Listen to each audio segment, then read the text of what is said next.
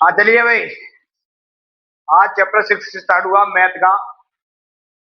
तो तीन भुजा से बनने वाली आकृति को त्रिभुज कहते हैं। बढ़िया दीदी, तभी मैंने समझाया है आपको, है ना। तीन भुजाओं को अपन ऐड करेंगे, तीन भुजा से बनने वाली आकृति को त्रिभुज कहा जाता है।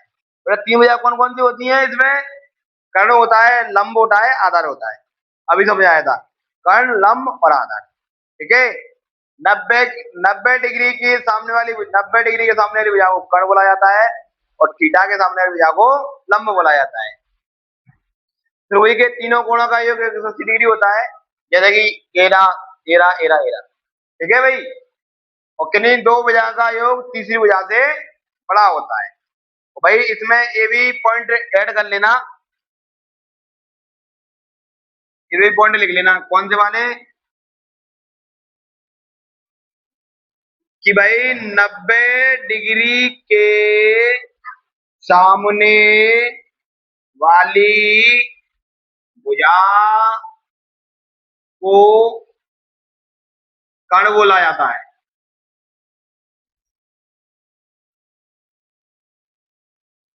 नब्बे डिग्री के सामने वाली भुजा को कर्ण बोला जाता है। और भाई थीटा के सामने सामने वाली भुजा को लंब बोला जाता है।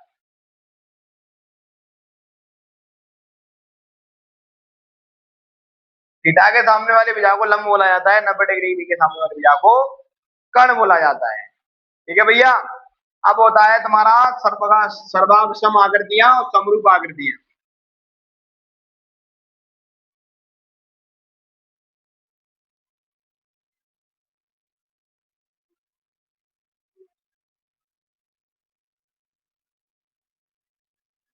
चलो भाई, अब आता है तुम्हारा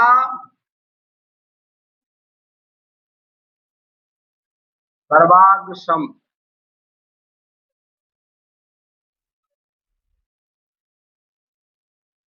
ये और तुम्हारी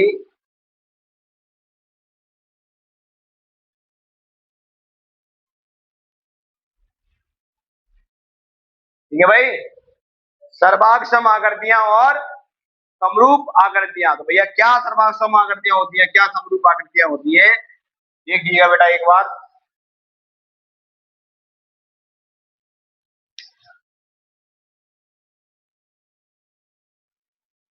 चलो भाई, क्या सर्वांग सम क्या समरूप? ठीक है। सर्वांग सम को बोला जाता है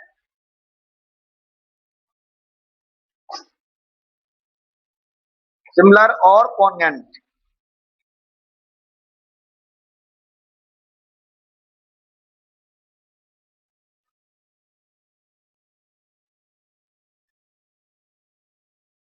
कॉन्ग्रुएंट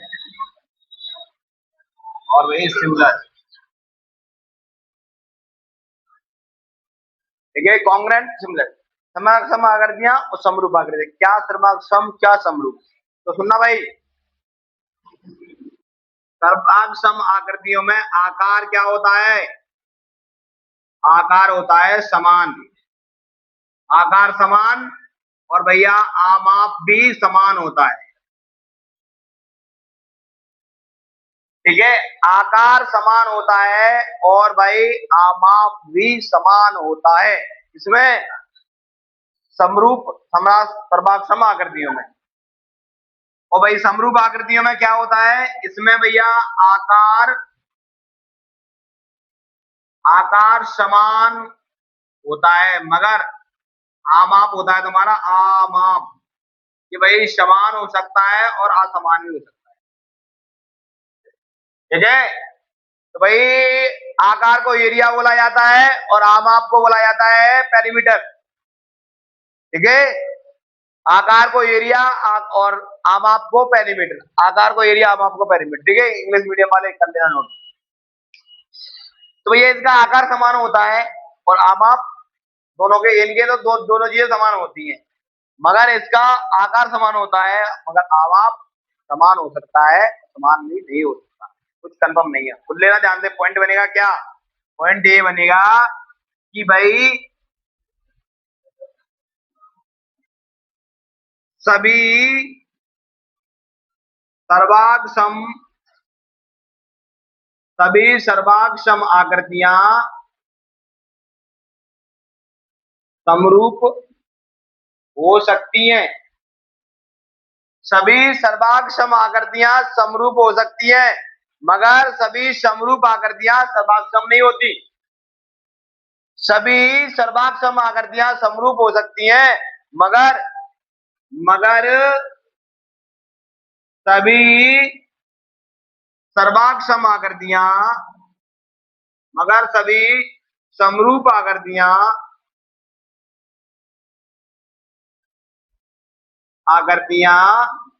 सर्वांग सम नहीं होती। सर्वांग सम नहीं होती, ठीक है भाई। ये हो सकती है, मगर ये नहीं हो सकती, ठीक है। एग्जाम्पल के लिए भैया, बड़ा भैया छोटे भैया को रख सकता है, मगर छोटा भैया बड़े को ही रख सकता, ठीक है। क्योंकि बड़ा सब कुछ सहन कर सकता है, पर छोटा नहीं करता, ये क्या रखना भाई। ऐसे ही ये इसको भैया एक्सेप्ट कर सकता है, मगर ये सारा इसको एक्सेप्ट नहीं करता, बना इससे ये क्या होता है क्या नहीं होता पहले नोट कर लीजिएगा, डायग्राम बना के समझाता हूँ अभी, जस्ट नोट कर लो पास। हाँ भाई, नोट हो गया, ठीक है। ये होता है सर्वाक्षम आकृतियां, सर्वाक्षम सर्वागम आकृतियां, समरूप आकृतियां। सर्वागम होता है बेटा, सर्वागम सर्वागम आकृतियां समरूप होती है, मगर समरूप आकृतियां सर्वागम। नोट हो गया, रेयर कर दे, सबका नोट हो गया। 10th क्लास, चल अब देखना भाई, आकार और आमा।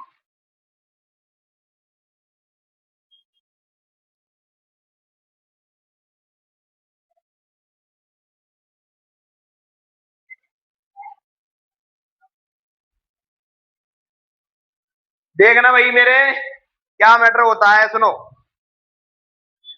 मैंने बनाया भाई एक क्या व्रत, और मैंने बजाना क्या भाई व्रत।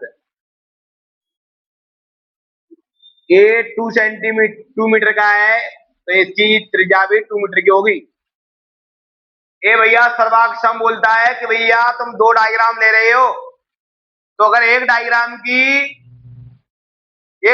डायग्राम का रेडियस 2 सेंटीमीटर का है, तो दूसरे डायग्राम का रेडियस भी 2 सेंटीमीटर। रेडियस को बोला जाता है त्रिज्या, ठीक है। एक वृत्त की त्रिज्या अगर 2 सेंटीमीटर है, 2 मीटर है, तो दूसरे वृत्त की भी त्रिज्या 2 मीटर होगी। ये बोला जाता है, बोलता है कौन, सर्वाक्षम। अगर एक वर्ग जिसकी भुजा 4 सेंटीमीटर की है, तो दूसरा वर्ग जिसकी भुजा भी 4 सेंटीमीटर की, ये सर्वाक्षम बोलता है। क्या होता है स्क्वायर, स्क्वायर की सभी साइडें इक्वल होती हैं। वर्ग किसको कहा जाता है, वर्ग उसको कहा जाता है जिसकी सभी भुजाएं बराबर हो, उसको वर्ग कहते हैं, ठीक है भाई। जैसा कि ये 4 है, तो ये भी 4, ये भी 4, ये भी 4, ये 4, ये 4, ये भी 4, ये होता है क्या वर्ग।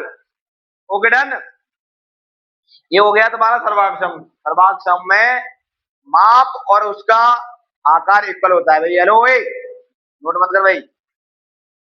सर्वाक्षम में माप और आकार इक्वल होता है, उसको सर्वाक्षम बोला जाता है, ठीक है। एग्जाम्पल के लिए देखो, अगर ये 2 सेंटीमीटर का, तो ये भी 2 सेंटीमीटर का, ये इसकी वजह 4, तो ये भी वजह 4। दो डायग्राम लेंगे, ये एरिया इसका आएगा, यही एरिया इसका आएगा, ये बोलता है सर्वाक्षम। Okay done. फिर आता है समरूप। समरूप क्या रहता है भाई, समरूप बोलता है कि सर इनके आकार समान हो सकते हैं, मगर जिसका जो माप करोगे ना, माप करोगे, वो भैया समान भी हो सकती है और समान नहीं भी हो सकती, ये कुछ कंफर्म नहीं है, ठीक है भाई। कैसे कि मैंने बोला भाई एक त्रिभुज क्या दिया है, स्क्वायर दिया है, वर्ग दिया है, इसकी भुजा क्या है 1, तो ये 1, ये 1, ये 1। दूसरा दिया मैंने भाई, इसकी साइड क्या है 2, तो ये 2, ये 2, ये 2। क्या ये इक्वल दिख रहा है तुम्हें, इसका इसका जो पेरीमीटर है समान दिख रहा है, नहीं दिख रहा, तो भैया ये 1 है, ये 2 है ना। इसकी साइड 1 है, इसकी 2 है, तो भैया इसका माप सेम नहीं है, अलग अलग है। तो भैया समरूप का एरिया समान हो सकता है पर माप समान नहीं हो सकता। एरिया का मतलब होता है फेस, फेस का मतलब होता है समान दिख रहे हैं। जैसे कि मैंने बनाया एक गोले, तो आपने बोला था सर हो रहे सर ये दो गोला तो बराबर है, तो ये बोला जाएगा क्या, समरूप आकार समान है, समान दिख रहे हैं। पर मैंने इसमें ये डाल दिया कि भाई ये 1 सेंटीमीटर की है और ये एक नहीं है, ये 2 सेंटीमीटर की है, तो इसका आमाप समान हो गया, असमान हो गया। ठीक है, इसका जो पेरीमीटर था वो क्या हो गया, समान हो गया। तो उसको क्या बोला जाता है, समरूप बोला जाता है। जिसके दो सब कोई समान हो, सब डाटा पूरा, तो सर्वांग सम बोला जाता है, कॉन्ड्रेंट बोला जाता है। सिमिलर, जिसके आकार समान हो पर अमाप समान ना हो, अमाप समान और असमान भी हो सकते हैं, इसको बोला जाता है समरूप। ओके डन, समझ में आया। समरूप और सर्वाक्षम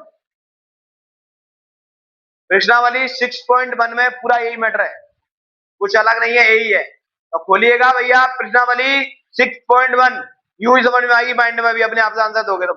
निकालो भैया प्रश्नावली 1.6.1। अगर ये डायग्राम नोट करना है तो कर सकते हो, उसमें सर्वाक्षम के नीचे ये लिख देना और समरूप के नीचे ये लिख देना है, समझने के लिए नोट कर सकते हो। फिर मैं जल्दी से 6.1 करा रहा हूँ, नोट कर सकते हो भाई, ये डायग्राम डायग्राम कर लो।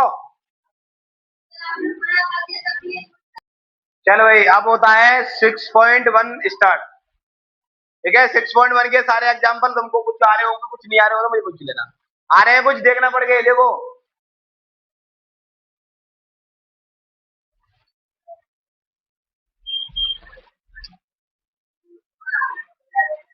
प्रश्नावली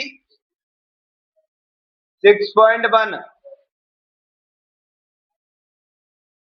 ठीक है भाई, पहला क्वेश्चन है आपका कि सभी सभी व्रत होते हैं क्या।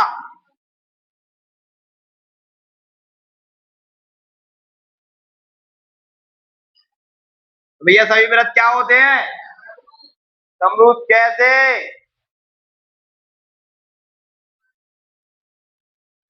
सर्वाक्षम क्यों नहीं हो सकते, समरूपी क्यों होते हैं, बताओ मेरे को डाउट भाई। तो सुनिएगा ध्यान से अब भाई, मैंने व्रत बताया था अभी, ये व्रत बन गया, तो भाई ये 2 मीटर का है, इसका रेडियस, इसका भी रेडियस 2 मीटर का है, और भाई इसका रेडियस हो सकता है 1 मीटर का, और भाई इसका रेडियस हो सकता है 2 मीटर का। तो भाई सभी व्रत समरूप इसलिए होते हैं क्योंकि इसका जो माप है ना, भाई जरूरी थोड़ी ना है कि व्रत ऐसे ही दोनों की भुजा बराबर आए, दोनों की भुजा अलग अलग भी तो आ सकती है। तो भैया समरूप में क्या होता है, माप समान भी होती है और असमान भी हो सकती है, होती है ना, होती तो या तो ये आए या ये आए, समरूप कहलाएगा, कहलाएगा नहीं कहलाएगा, अभी बताया था मैंने। और सर्वाक्षम में क्या होता है कि सर्वाक्षम में माप और अमाप दोनों समान होना चाहिए, तो सर्वाक्षम कहलाएगा। इसलिए सभी व्रत सर्वाक्षम नहीं कहलाते, समरूप कहलाते हैं। क्यों, क्योंकि समरूप बोलता है कि मान इक्वल नॉट इक्वल, इसका जो पेरीमीटर होता है वो इक्वल भी हो सकता है, नॉट इक्वल भी हो सकता है। तो ये शर्तें दोनों को फॉलो हो रही है, इसलिए क्या कहलाएगा, समरूप कहलाएगा। डन हो गए, ये होगा समरूप। क्यों, समरूप में माप समान भी हो सकता है और असमान भी हो सकता है, अभी बताया, लिखवाया है मैंने। तो भैया अगर ऐसे ही आया तो भी समरूप, ऐसा आया तो भी समरूप, पहला क्वेश्चन। दूसरा क्वेश्चन है आपका सभी वर्ग,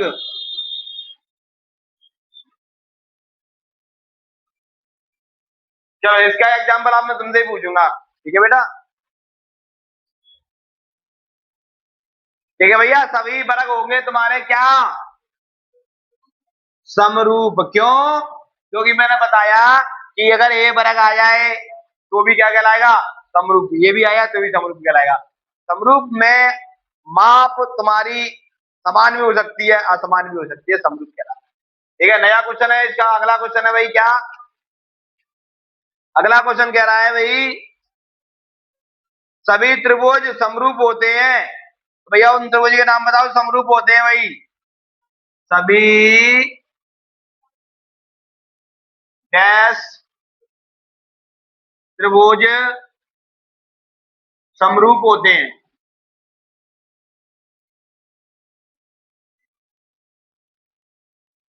सभी त्रिभुज समरूप होते हैं। क्यों समरूप होते हैं? क्योंकि इसका माप अलग आए या समान आए समरूप कहलाए।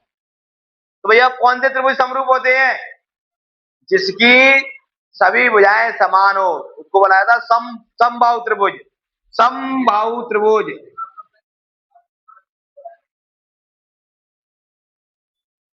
समबाहु त्रिभुज जिसमें सभी भुजाएं समान, उसको बोला जाता है समबाहु त्रिभुज जिसमें सभी भुजाएं समान। तो इसमें क्या आएगा भाई? समबाहु त्रिभुज। समबाहु त्रिभुज। तो भाई समद्विबाहु त्रिभुज क्यों नहीं आ सकता? समद्विबाहु त्रिभुज इसलिए आ सकता कि इसकी दो भुजाएं समान होती है बस। ठीक है, इसलिए समद्विबाहु त्रिभुज नहीं आ सकता। समबाहु त्रिभुज आएगा जिसमें सभी भुजाएं समान होती है। क्यों? कैसे भाई? कैसे बता रहा हूँ, देखो कैसे बता रहा है ये तीन ये तीन ये तीन भाई, ए भी तीन ए भी तीन ए भी तीन, तो इसकी इक्वल हो गया ना, इसलिए ये क्या कहलाएगा? समबाहु त्रिभुज। समद्विबाहु त्रिभुज क्या होता है बेटा? समद्विबाहु त्रिभुज होता है दो इसकी तीन इसकी चार इसकी, और बाद में एक और आया भाई, एक और आया तो भैया तीन इसकी है पांच इसकी है छह इसकी, तो ये इक्वल नहीं हो रहा, इसलिए ये नहीं आएगा। डन हो गए? चलो अगला है क्वेश्चन, क्या कह रहा है? अगला क्वेश्चन है तुम्हारा कि भुजाओं के समान संख्या वाले बहुभुज समरूप होते हैं यदि उनकी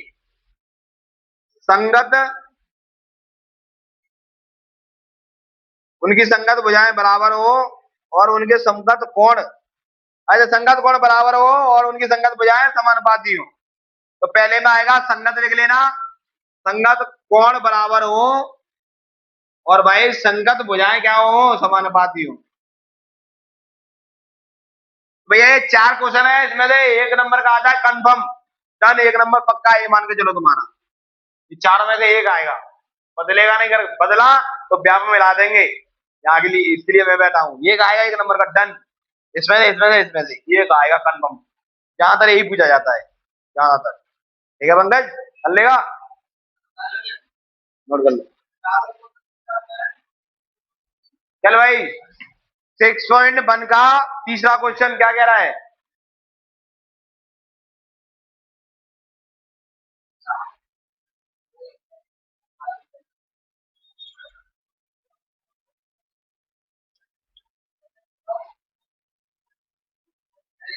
भाई तीसरा क्वेश्चन कह रहा है भाई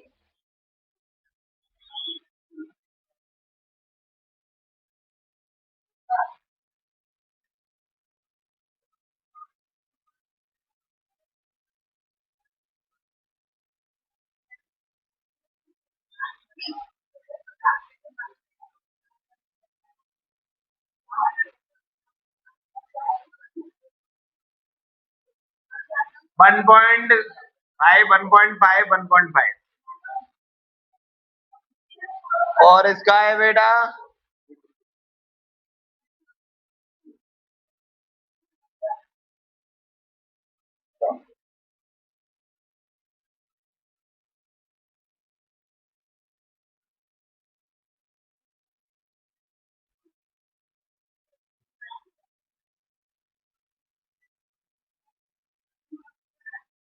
'हाँ भाई ये क्वेश्चन दिया है उसने, वो पूछा है क्या ये समरूप है, समरूप है या नहीं? तो आपका ऑप्शन क्या आएगा? है। सबका आंसर ये आएगा है।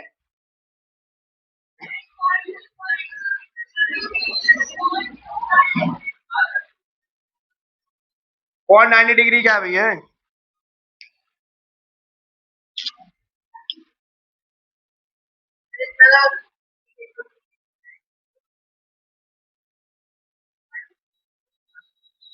कौन 90 degree 90 degree 90 degree 90 degree 90 degree?